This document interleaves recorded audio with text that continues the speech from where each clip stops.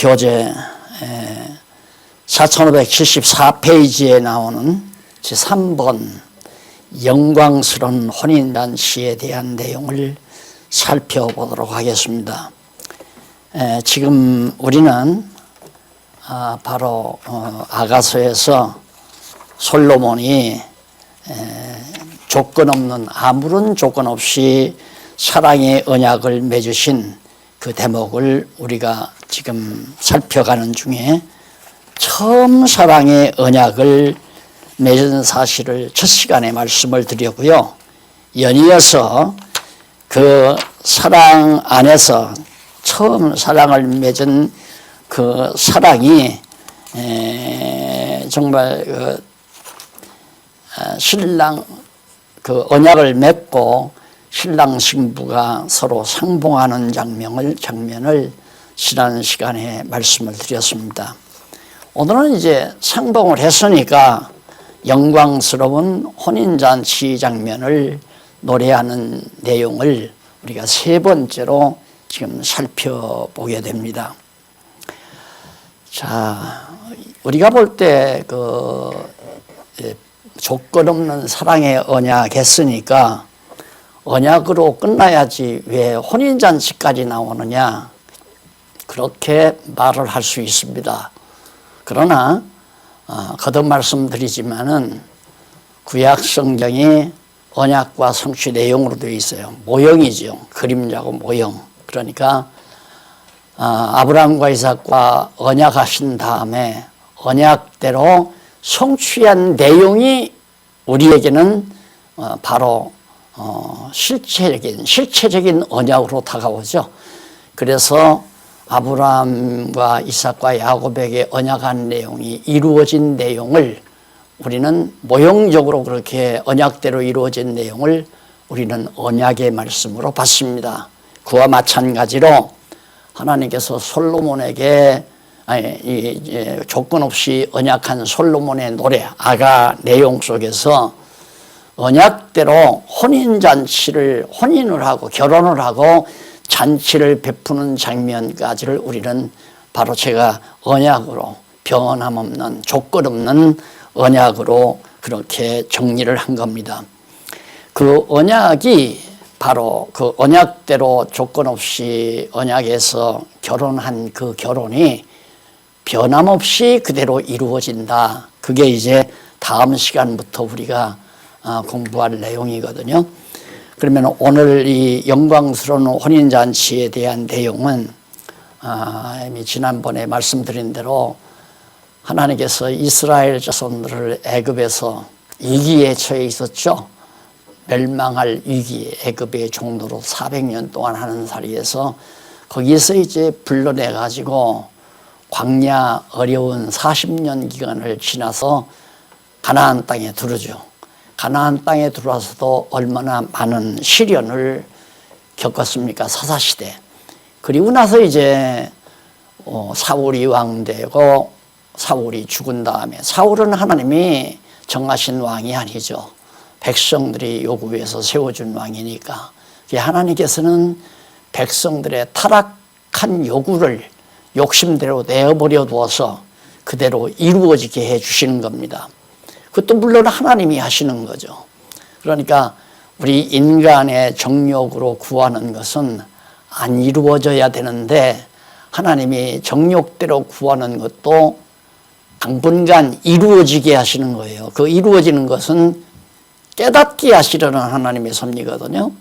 그래서 결국 사울이 죽고 다윗이 왕되고, 다윗도 전쟁을 많이 했잖아요.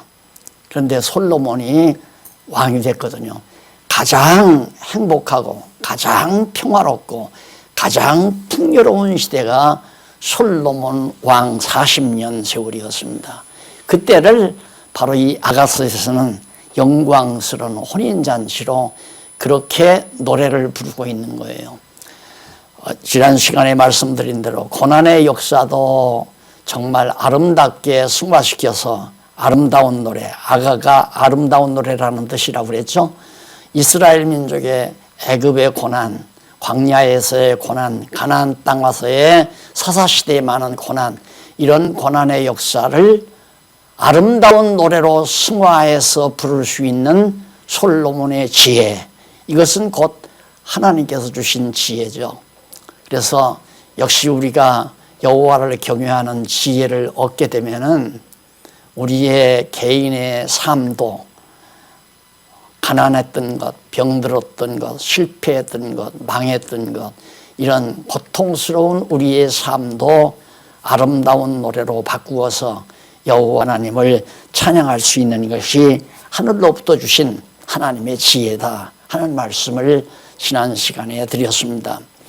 오늘은 이제 영광의 혼인잔치, 솔로몬이 왕위에 올라서 이스라엘 백성과 함께 짝해가지고 솔로몬은 왕이 되고 백성들은 모두가 다, 이스라엘 자손들은 다윗 왕조의 백성이 돼가지고 가장 행복하고 복된 시기를 40년 동안 보내게 되죠. 그러한 역사를 배경 삼아서 지금 노래한 것이 3장 6절부터 나와요. 자, 어떻게 노래하고 있는가 한번 읽어보십시다. 6절에 보면 솔로몬의 위엄과 영광스러운 모습에 대해서 사랑의 아름다운 노래를 불러요. 솔로몬의 위엄, 왕의 위엄이죠. 아주 그리고 너무너무 영광스러운 그 모습에 대해서 아름답다. 하나님이 그렇게 높여놓은 거죠. 하나님이 그렇게 아름답게 해놓은 것이고요. 그 아름다운 노래를 부르는 것이 바로 11절까지 나와요. 자, 거기 연기 기둥과도 같고 모략과 유향과 장사의 여러 가지 향품으로 향기름 계도하고도 거친 들에서 오는 자가 누구인고 이는 솔로몬의 연이라. 이스라엘 용사 중 60인이 옹위하였는데 다 칼을 잡고 싸움에 익숙한 사람들이라. 밤에 두려움을 인하여 각기 허리에 칼을 찾느니라. 연기 기둥과 같다. 그리고 모략과 유향과 장사의 여러 가지 향품으로 향기름 계도하고 거친 들에서 오는 자가 누구인고. 그러니까 지금 솔로몬이 왕의 연은 우리나라에도 가마라는 게 있었잖아요. 가마. 근데 여기 이제 연이라고 하는 것은 왕이 더 다리를 뻗고 등을 기대고 침대처럼 쭉 누워 있을 수 있는 그런 정말 위용에 넘치는 그런 가마예요. 우리나라 말로 말하면 가마. 이게 왕이 됐으니까 이제 모셔드려야 할 거 아니에요. 이 당시에 역사적 사건은 다윗의 큰아들 아도니아가 아버지가 다윗이 죽기도 전에 자기가 아버지 뒤를 이어 왕이 된다고 만세를 불렀잖아요. 그래가지고 많은 자들이 이제 그 큰아들, 다윗의 큰아들 아도니아를 따랐는데 갑자기 다윗이 솔로몬을 불러다가 왕을 세웠단 말입니다. 그러다 보니까 이제 잘못하면 큰일 나잖아요. 전쟁이 붙어버리면. 그러니까 솔로몬을 따르는 자하고 그리고 큰아들을 따르는 자하고 전쟁 붙으면 솔로몬은 아직 준비가 안 됐죠. 따르는 자가 별로 없었으니까. 그러니까 솔로몬이 이제 밖에서 왕이 돼가지고 연을 타고 이제 예루살렘으로 올라가는 거예요. 그러니까 만약에 그 아도니아의 군대들이 솔로몬을 막 도전해가지고 솔로몬을 죽이면 안 되잖아요. 그래서 많은 군인들이 총칼을 차고 호위하면서 막 큰 무리를 지어서 예루살렘으로 올라가는 거예요. 그런 모습을 문학적 방법으로 표현한 것이 6절이에요. 연기 기둥과 동안 연기가 막 부럭부럭 피어 올라오죠. 이렇게 연기가 막 부럭 물씬 피어 오르잖아요. 그런 것처럼 많은 인파가 솔로몬의 연을 옹이하면서 예루살렘으로 올라오는 그런 장면을 노래한 것이 바로 지금 6절까지, 8절까지 나오는 얘기예요. 허리에 칼을 차고 많은 사람들이 밤에 혹시 대적들이 들어와서 솔로몬을 죽일까 봐 호위한 거죠. 자, 그러면서 이제 거기 9절에 보면 솔로몬 왕이 레바논 나무로 자기의 연을 만들었는데 그 기둥은 은이요 바닥은 금이요 자리는 자색담이라 그 안에는 예루살렘 여자들의 사랑이 입혔구나. 시온의 여자들아 나와서 솔로몬 왕을 보라. 혼인날 마음이 기쁠 때 그 모친에 씌운 면류관이 그 머리에 있구나. 그래서요. 자, 그러니까 그 백향목이라고 거기 보면 솔로몬의 연은 레바논의 나무로 자기의 연을 만들었다. 이 가마를 레바논은 이제 눈산, 흰산을 말하는데 그 눈이 덮인 그 산 속에서 이제 그 나무가 아주 웅장하게 잘 크는 거죠. 수백 년 자라나는 겁니다. 그러니까 나무가 튼튼하고 견고한데 그 나무로 솔로몬이 타고 가는 가마를 만든 거예요. 쉽게 말하면 만들고 거기에 바닥은 금으로 깔고 기둥은 은으로 만들고 그리고 방석은 예루살렘 여인들이 정성을 들여서 아주 아름답게 만든 그런 자색, 화려한 색깔 아니에요. 자색이란 이 자색으로 방석을 만들어서 깔고 솔로몬이 그걸 타고 지금 예루살렘으로 올라가는 거예요. 그런데 그러면서 예루살렘 여자들아 나와봐라. 저 얼마나 위용 있고 아름답다오냐 하면서 노래 부르는 내용이에요. 그런데 그 머리에는 어머니가 씌워준 금관, 그 면류관이 그 머리에 쓰여져 있다. 이 말이에요. 솔로몬의 머리에. 왜냐하면 아도니아가 솔로몬의 큰아들 아도니아가 먼저 왕이 됐잖아요. 아버지 죽기 전에.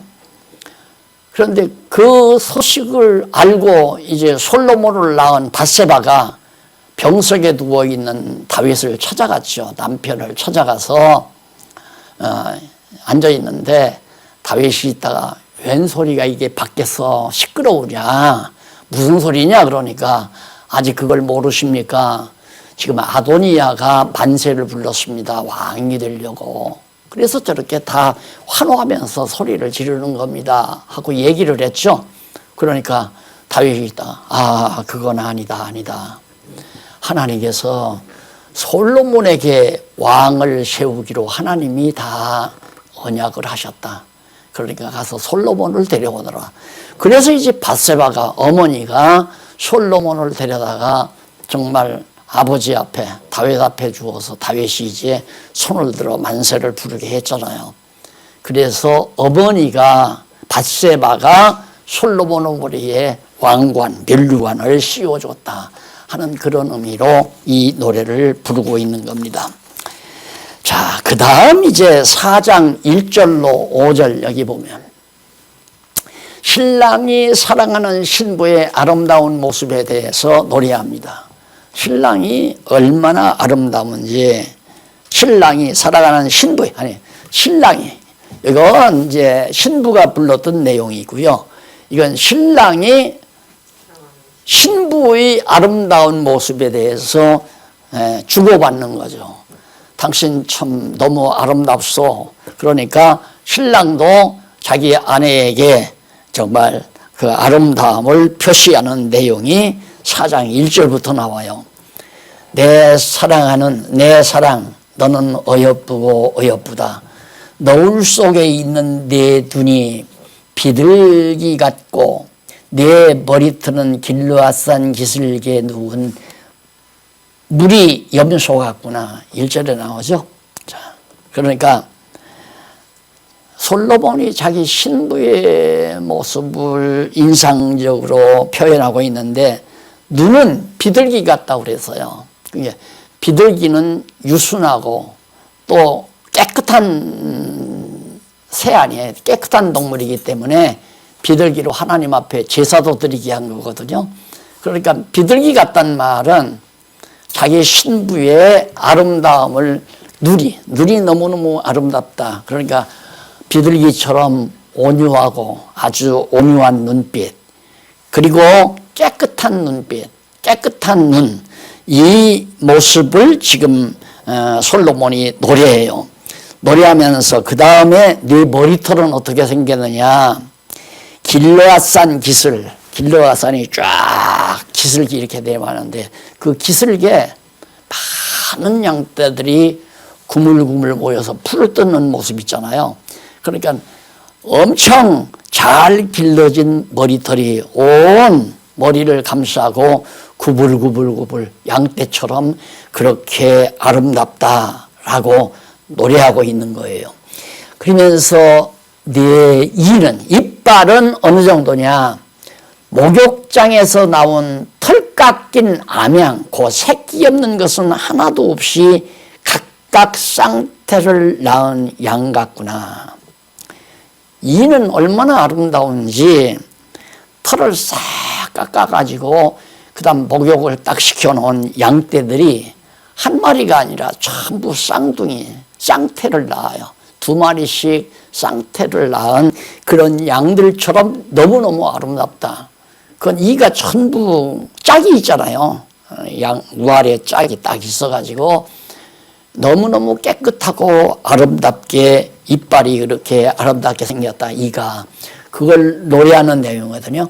그러면서 3절 네 입술은 홍색실 같고 입술이 발그레하니 홍색실처럼 같고 내 입은 어여쁘고 너울 쏘고 내 뺨은 석류 한쪽 같구나.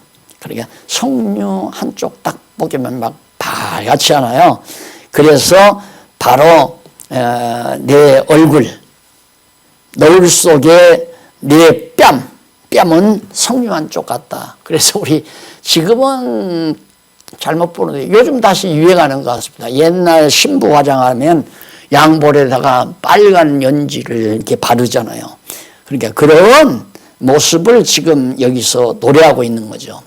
그리고 4절 내 목은 군기를 두려고 군대 무기를 두려고 건축한 다베스 망대. 그러니까 망대는 이렇게 둥근 망대를 쌓고 그 안에 이제 군기 무기를 다 감추잖아요. 그러니까 망대가 쫙 둥근 망대가 높이 성 높이 딱 뻗어 있거든요. 그러니까 바로 솔로몬이 자기 신부의 목이 그렇게 길고 아름답다. 튼튼하고 길고 아름다운 자기 신부의 목을 아름답게 표현해서 노래하는 거고요. 그 다음에 곧 일천방패 용사의 모든 방패가 달린 망대 같고 방패들이 전부 거기에 달려있는 망대같이 정말 우람하고 아름답고 길다. 길쭉하게 잘 뻗었다. 그러면서 5번째 내 두 유방 가슴은 백합화 가운데 꼴을 먹는 쌍태 노루새끼가 노루새끼가 정말 아름답게 매끄럽고 아름답게 이렇게 튼튼하게 그렇게 생기는데 그것도 백합화 꽃밭에서 풀을 뜯는 꼴을 뜯는 그런 먹는 쌍태 노루. 그러니까 쌍둥이 노루새끼처럼 그렇게 아름답다라고 노래해요. 자, 이게 이제 이런 노래를 보면 하나님께서 이스라엘 민족을 얼마나 사랑하고 얼마나 아름답게 보았는지 알 수 있잖아요. 사실 이스라엘 민족의 그때 당시의 생활을 보면 우리가 볼 때는 우리의 눈으로 볼 때는 다 흠집이 많거든요. 애굽에서 종살이한 사람이 다 죽고 광야에서 다시 태어났다 하지만은 그래도 광야에서도 우상성이고 사사시대 보면 이방신을 많이 섬겼잖아요. 하나님 말씀 거역하고. 그래서 사사시대 사사들 한 10서너 명 거치는 가운데서도 망했다 흥했다 망했다 흥했다. 그렇게 흠집 많은 이스라엘 백성들이에요. 다윗 시대도 역시 이제 왕이 됐지만은 불순종하는 백성들이 많았고요. 전쟁도 많이 치렀고요. 그런데 솔로몬 때 와서 솔로몬이 노래를 하는데 솔로몬이 지금 자기 신부를 노래하는 것은 신부의 아름다움을 노래하는 것은 누가? 하나님께서 이스라엘 백성을 노래하는 것과 같은 맥락이에요. 그러니까 솔로몬은 하나님의 역할을 하는 거고요. 남편이니까. 신부는 이스라엘 민족이 유다 이스라엘 백성들이 신부 역할을 하는 거고요. 그러니까 하나님의 눈으로 보시기에는 마냥 아름답기만 한 거죠. 내가 언젠가도 예를 들어서 말씀을 드렸습니다만은 저 어렸을 때 자랄 때 시골에서 돈풍이나 있는 사람이 작은 마누라를 얻더라고요. 예, 도덕사회지만 돈 많은 사람들은 그걸 능가해버려요. 누가 감히 저 사람은 손가락질하지를 못한단 말입니다. 돈 많고 힘이 있으니까.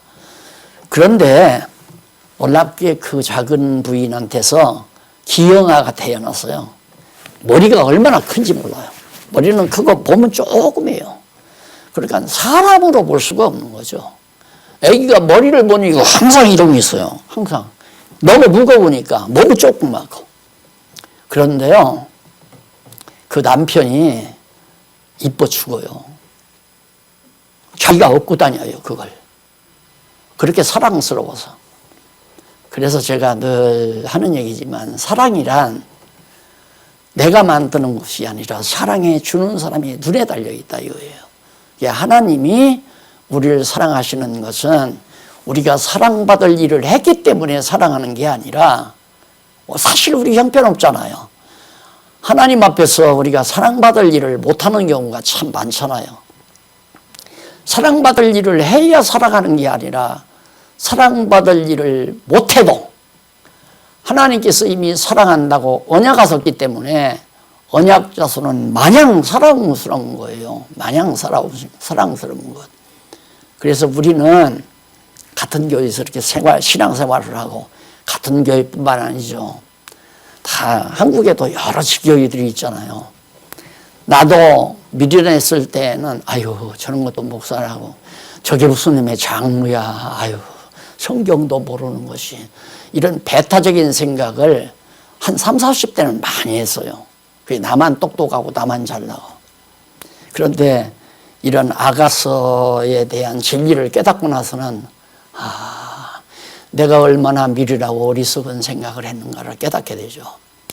나는 미워해도 하나님은 그를 사랑한다는 사실을 알 수 있잖아요.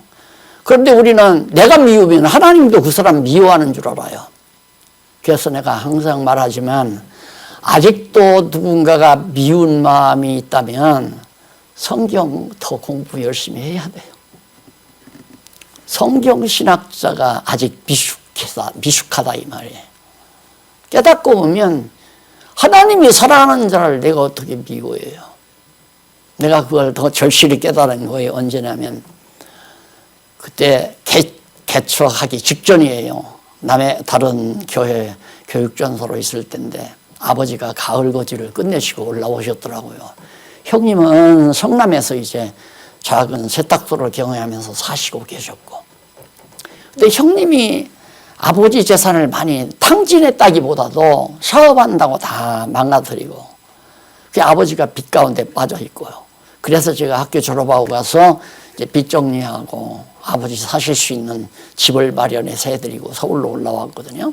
그런데 저희 집에 오셔서 이제 머무시는 거예요, 아버지가. 그러면 형님이 지금 갚아야 될 빚이 많이 있어요, 형님이. 그래서 나는 아이고 아버지 좀 형님 집에 가서 형님 이제 살만하니까 빚 좀 갚으라고 하시면 얼마나 좋을까. 안 가시고 우리 집에 그냥 머물러 계세요. 그랬더니만 가실 무렵에, 고향으로 내려가실 무렵에 너 형 집에 좀 다녀올란다 하고 갔다가 하루 뼈적 주무시고 오시더라고요. 그래서 나는 아버지 입에서 혹시 형님이 빚 갚는다고 하시던가요 하고 그렇게 물어보고 싶었어요. 그런데 그게 아니더라니까요.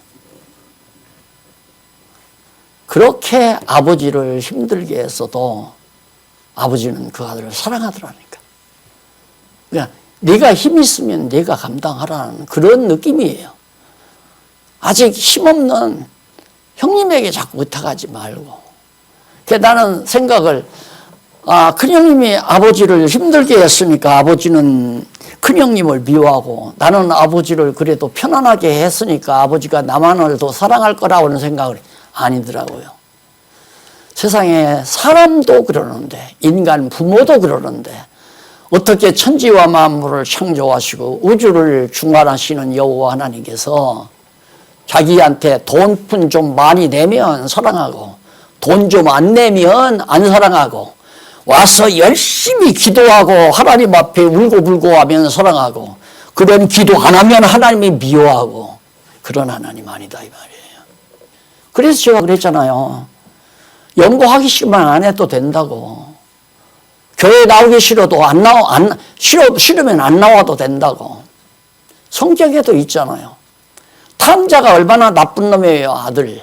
아버지한테 재산 받아가지고 나가가지고 전부 도로 먹고 술 먹고 해서 다 탕진해버리고 거지가 돼서 돌아왔고, 큰아들은 아버지를 잘 모시고 아버지를 섬기고 아버지에게 효도하고 살았고. 그럼 10번도 우리는 아버지가 큰아들은 사랑하고 작은아들은 오면 몽둥이로 때려서 내쫓을 것 같았죠. 그게 아니잖아요. 아버지는 거지가 돼서 돌아온 탕자를 더 사랑했잖아요. 그러니까 둘째 아들이, 큰아들이 불만했죠. 아버지, 저 녀석 다 아버지 재산 탕진하고 돌아온 놈은 소잡아서 잔치를 베풀고, 나는 달기 새끼 하나 안 잡아주고 잔치 한번 안 열어주고 그러십니까 하고 불만했잖아요. 할만하죠, 인간적으로는. 그래서 부모의 심정, 인간이기 때문에 하나님께서 부모에게 하나님의 심정을 좀 담아준 거죠. 당신이 낳았으니까, 당신의 피 붙이니까 잘하든 잘못하든 사랑하지 않느냐 이 말이에요. 마찬가지로 오늘 택함받은 우리 백성들, 하나님께서 얼마나 사랑했으면 그 사랑을 확증해 주기 위해서 당신의 독생자 예수 그리스도를 이 땅에 보내가지고 우리를 위해서 그 옥체 십자가에 매달려 피 흘려 죽게 하심으로 하나님이 우리를 사랑한다는 사실을 깨닫게 만든 거란 말입니다. 이 사랑 때문에 우리 사는 거 아니에요? 뭐 참 따분해요.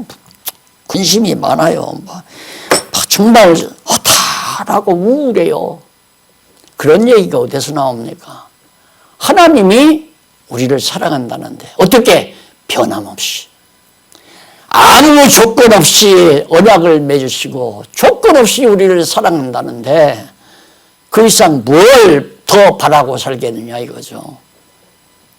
인간의 사랑을 확인하고도 흐뭇하잖아요. 제가 요즘에 20년 살면서 계속 선배들로부터 미움만 당하고 두들겨 맞고 이단십이나 걸리고 그래가지고 제가 자꾸만 편향적인 생각으로 자꾸 굳어져 가요.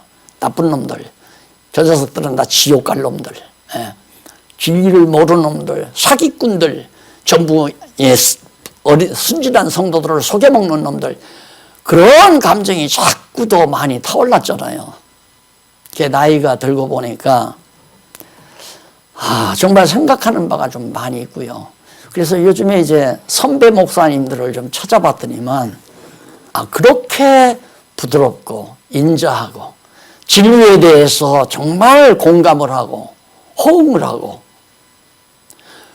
그 모습만 봐도 흐뭇한데 몇 년 선배가 인정해 주는 것만 가지고도 흐뭇한데 우주와 만물을 다스리고 주관하시는 여호와 하나님이 나를 아무 조건 없이 변함없이 영원토록 변함없이 사랑하신다는데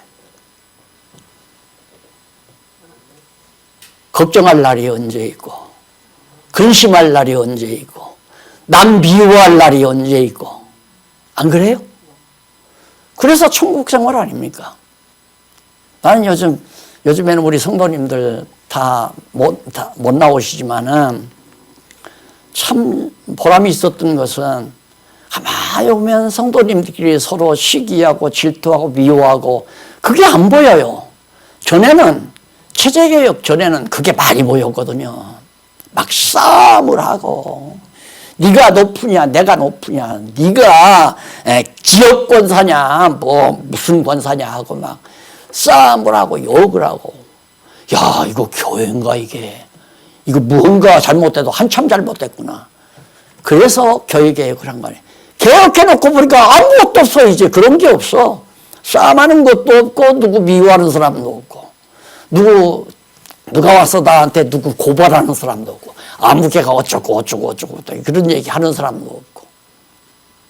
이게 바로 뭔가 하나님의 사랑에 우리가 감복이 되니까 미워지는 사람도 없고 근심도 걱정도 염려도 없고. 지금 그걸 노래한 것이 바로 4장 1절로 5절이란 말입니다. 마냥 이쁘다 너. 술람이 여자가 검은 여자예요. 얼굴이 검은 그런 외모적으로 볼 때는 하나 흠모할 것이 없는 사랑할 만한 조건이 없는 그런 여자인데 솔로몬은 죽어 못 살아. 솔로몬의 눈에는 다 아름답게만 보여.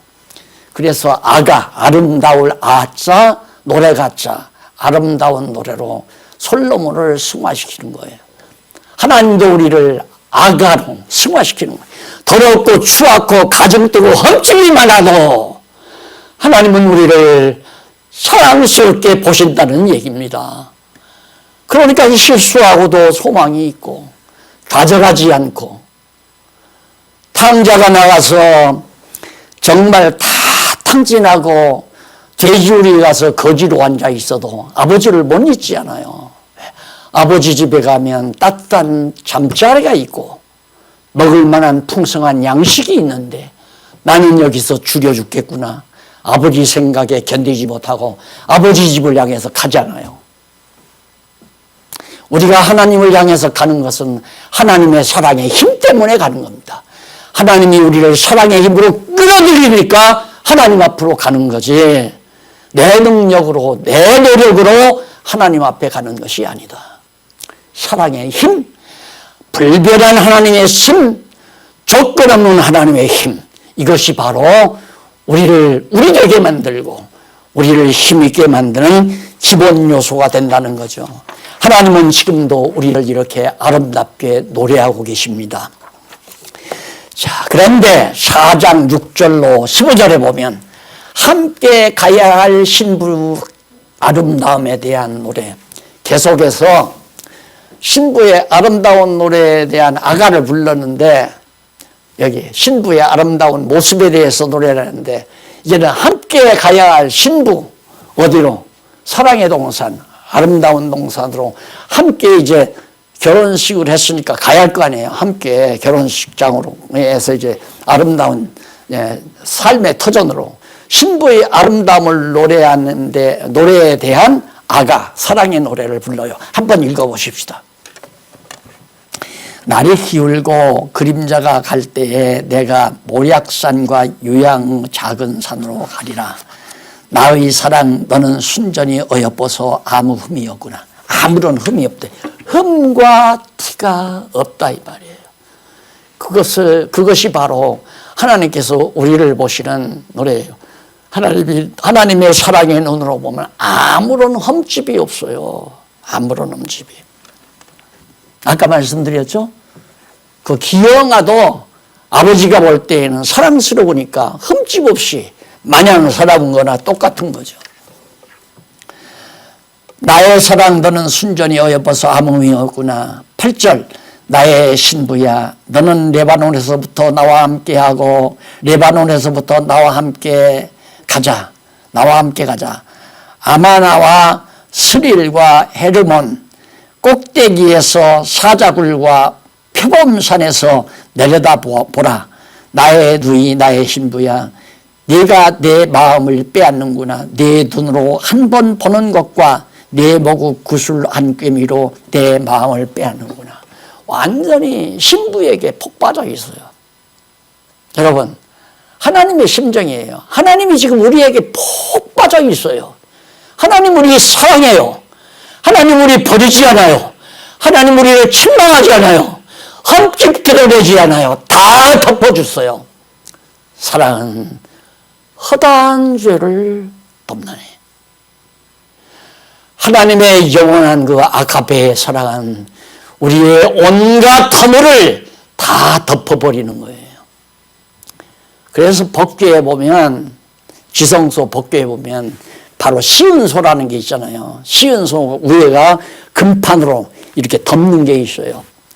속에는 이제 그 언약궤 안에는 십계명판, 그 다음 만나 딴지, 쌍난 지팡이 이것들이 있는데, 그거 보이지 않게 위에 뚜껑이 있는데, 그 뚜껑이 이제 이렇게 딱 돼 있는데 거기다가 이제 피를 뿌리는 거거든요.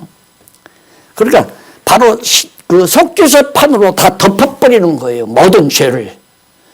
거기에 그리스도의 피가 떨어지면 다 없어져 버리는 온갖 허물과 죄가. 그래서 우리가 예수를 그리스도로 영접하는 거 아니에요. 그분의 피가 아니었으면 내 죄가 씻을 수가 없었으니까. 그래서 바로 정말 하나님은 그렇게 당신의 독생자를 희생시킬 정도로 우리를 사랑했기 때문에 너무너무 우리한테 지금 푹 빠져 계시다. 그런데 우리는 내게 조금만 어려움이 닥쳐도 하나님은 나를 버리셨는가? 나를 잊으셨는가? 나를 사랑하지 않는가? 뭐 잘되고 좀 풍요롭게 사는 사람 보면 하나님은 저 사람은 사랑하는데 나는 왜 사랑하지 않는가? 이런 계산을 많이 하잖아요. 이게 어리석은 거라 이 말입니다. 우리는 이 땅 위에 잘 살고 못 살고 편안하고 고통스럽고 이것이 문제가 아니란 얘기예요. 문제는 우리가 하나님이 우리를 얼마나 사랑하는 나를 깨닫는 것이 매우 중요하다. 10절, 나의 누이 나의 신부야, 내 사랑이 어찌 그리 아름다운지, 내 사랑은 포도주에 진하고 내 기름의 향기는 각양 향품보다 승하는구나. 무엇으로도 비교할 수 없는 내 사랑, 네가 나를 사랑하는 사랑. 그러니까 아까 말씀드린 대로 우리가 하나님을 사랑해서 하나님이 우리를 사랑하는 것이 아니라 하나님이 우리를 사랑하는 사랑의 힘이 우리로 하여금 하나님을 사랑하게 만드는 것. 그래서 사도 요한이 그런 말을 했죠. 요한이 있다가 내가 하나님을 사랑하는 것이 아니라 하나님이 우리를 먼저 사랑하셨다. 하나님이 사랑하는 사랑의 힘이 우리로 하여금 하나님 사랑하며 살게 만드는 거라 이거예요. 가정생활도 마찬가지 아니에요. 남자가 아내에 대한 불만을 가지는 건 남자가 아니죠. 남자가. 왜? 아내가 왜 불만하는가?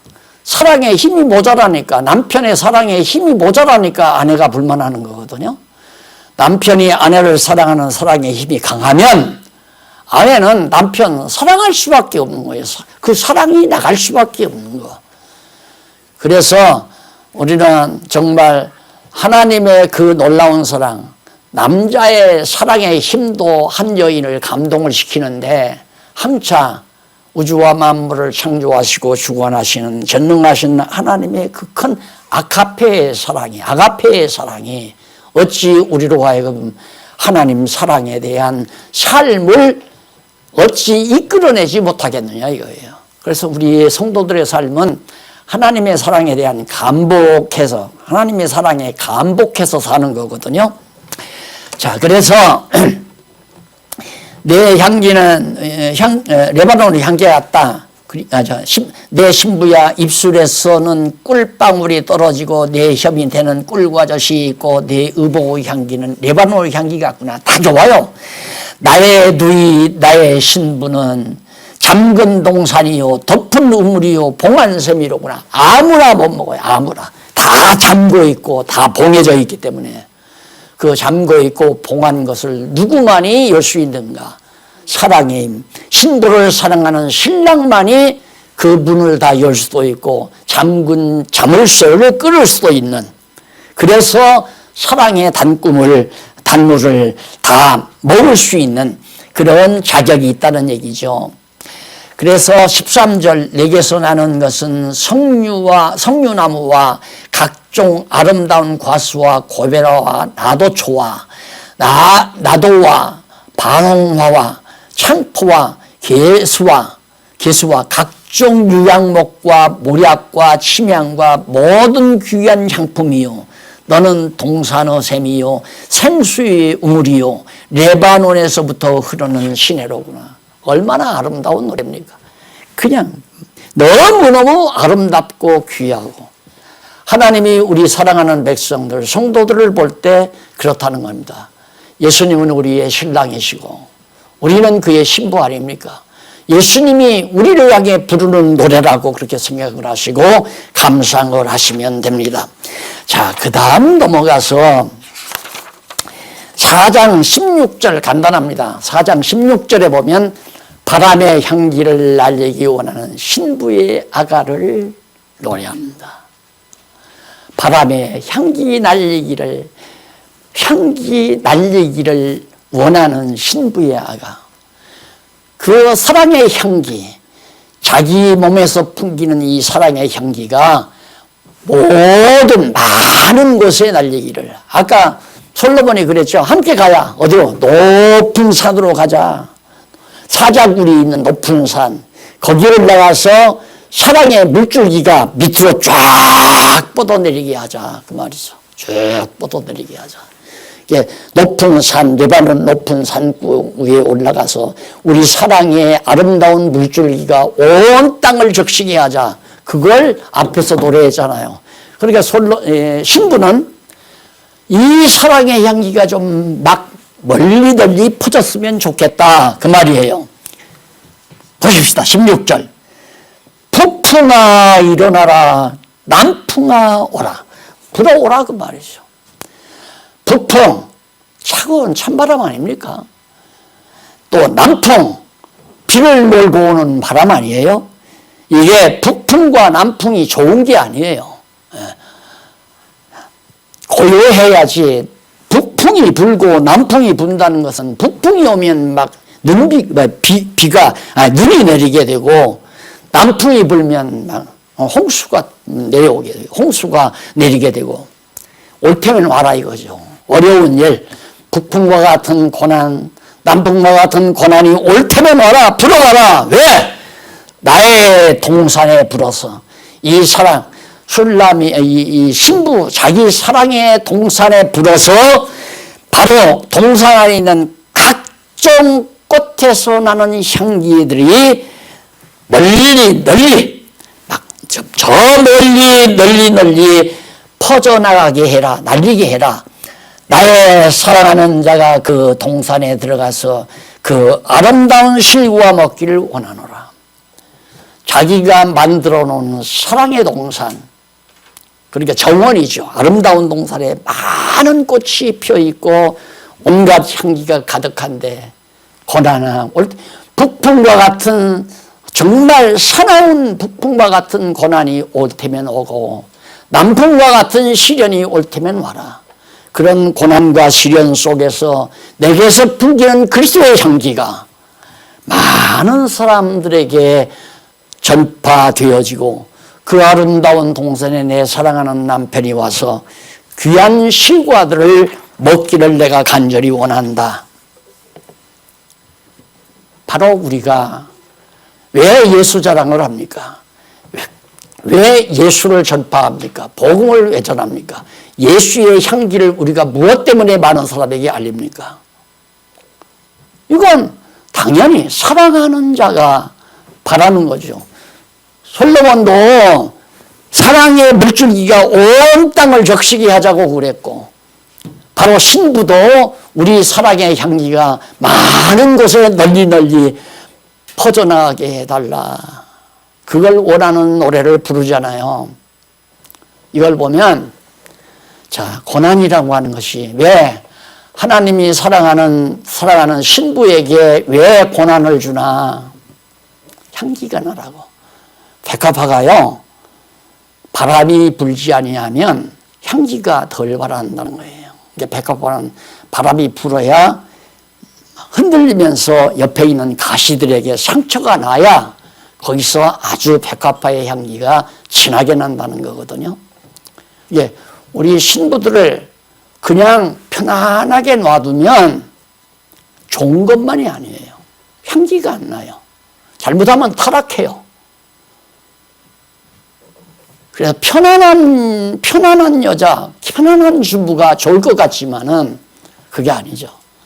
사랑의 힘으로 열심히 치열하게 사는 자, 사랑하기 때문에 열심히 가정을 가꾸어가는 자, 행복한 여자 아니에요?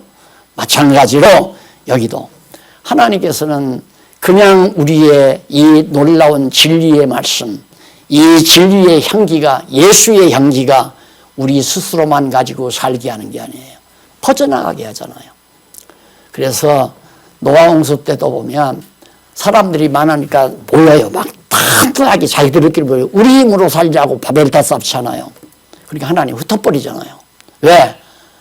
널리 온 땅을 정복하라고 그랬는데 땅 정복을 생각 안 하고 모여서 저끼리 잘 먹고 잘 살자고 한다 이 말입니다. 하나님 의지 안 하고 우리 힘으로 바벨탑 쌓아서 홍수가 와도 끝도 없이 살자.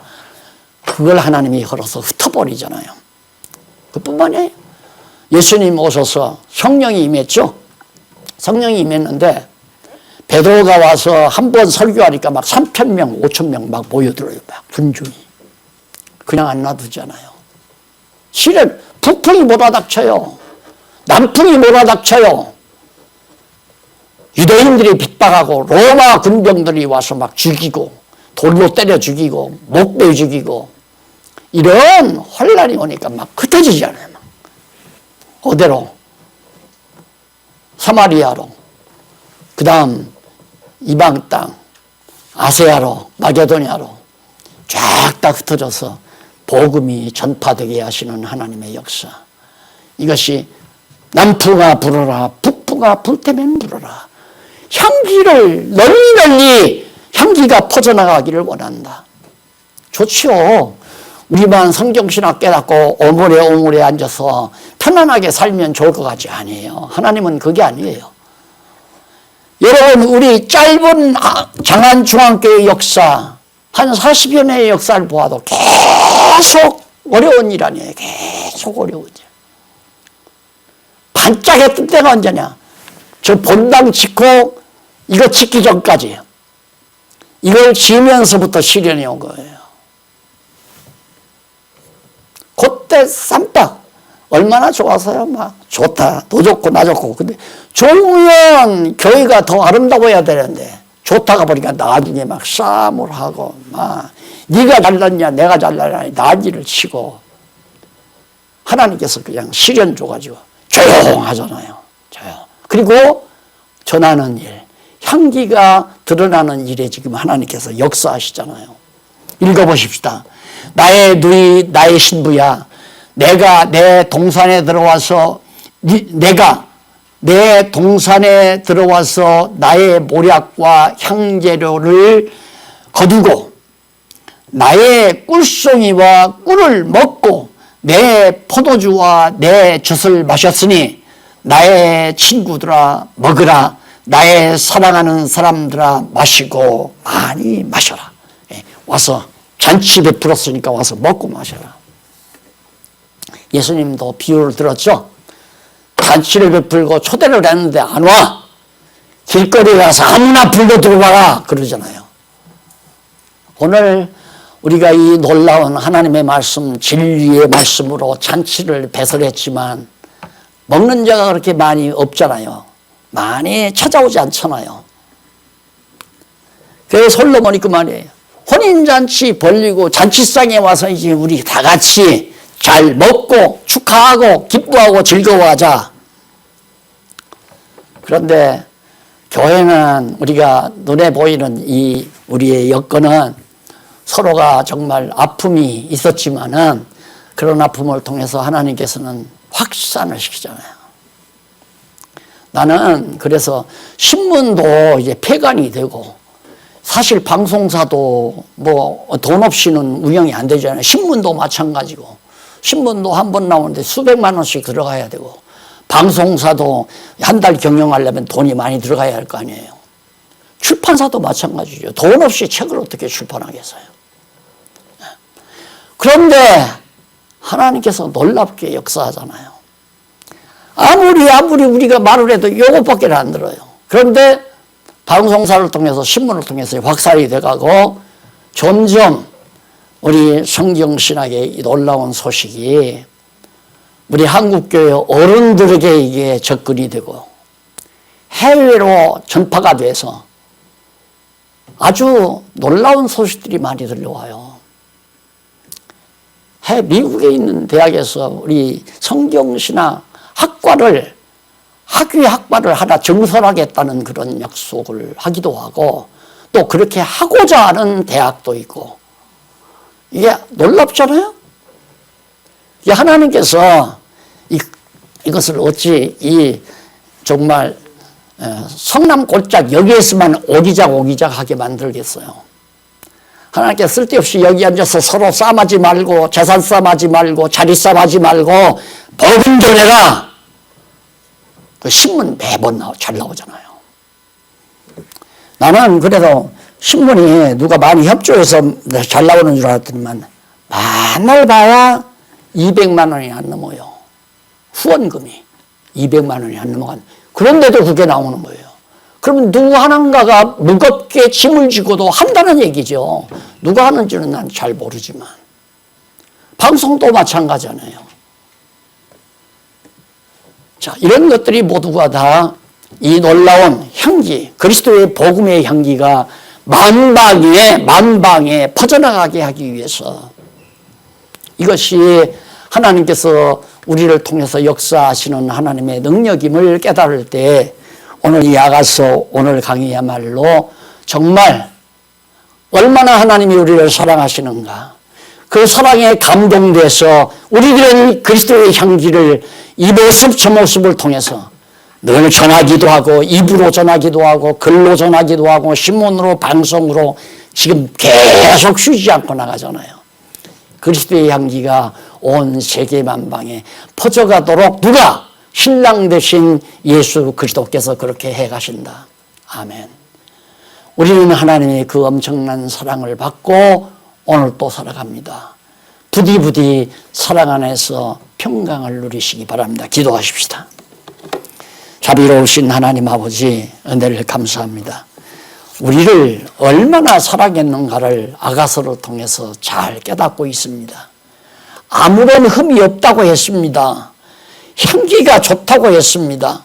너무너무 사랑스럽다고 했습니다. 하지만 우리들은 그렇게 느끼고 깨닫지 못할 때가 참 많습니다. 하나님이여 지혜 주소서 깨닫고 힘있게 하나님의 사랑을 널리 전파하며 행복한 삶을 살 수 있도록 힘 주시옵소서.